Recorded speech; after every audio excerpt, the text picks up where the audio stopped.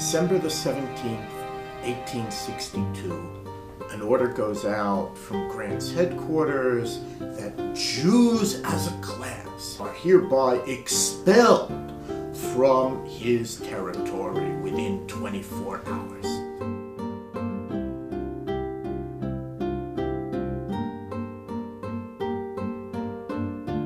Grant's order, December the 17th, really comes just a couple of weeks before the Emancipation Proclamation is finally issued, January the 1st, 1863, and that juxtaposition was truly understood by people at the time. One paper actually printed the two documents one above the other.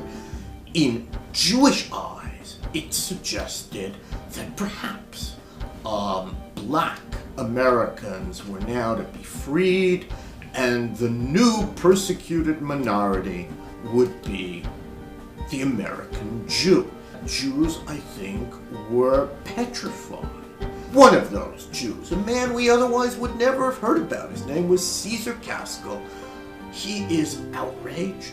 He sends telegrams to Washington. He writes a dispatch which the Associated Press carries across the country, and he personally travels rapidly down to Washington, spreading news of the order wherever he went, gets to Washington, uses a congressman, and rather quickly gets in to see Abraham Lincoln. Lincoln is clearly outraged. According to an account published years later, Lincoln biblicizes the events that had transpired. And so the children of Israel were driven from the happy land of Canaan, Lincoln is supposed to have told Caesar Gaskell, and he cleverly replied, "Yes, and that is why we have come unto Father Abraham's bosom, seeking protection, and that protection they shall have at once." Grant's General Order Number 11 helped to politicize the American Jewish community, organize them. Never before 1868, when Grant runs for president, are Jews so deeply involved in politics on a Jewish issue.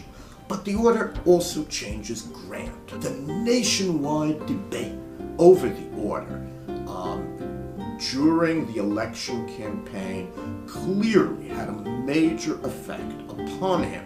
He came to understand that this was a very serious blemish on his record. No sooner does he win the election than he issues an unprecedented apology. But it wasn't just words. He probably appoints more Jews to public office than all previous presidents combined.